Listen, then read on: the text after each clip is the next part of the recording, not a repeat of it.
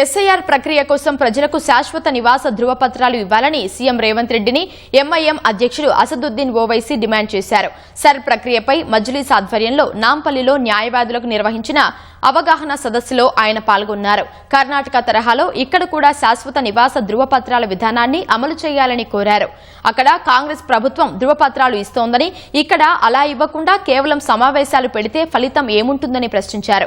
SIR వల్లే బంగాల్లో మమతా బెనర్జీ, తమిళనాడులో స్టాలిన్ ఓటమి పాలైన విషయాన్ని మర్చిపోవద్దని పేర్కొన్నారు.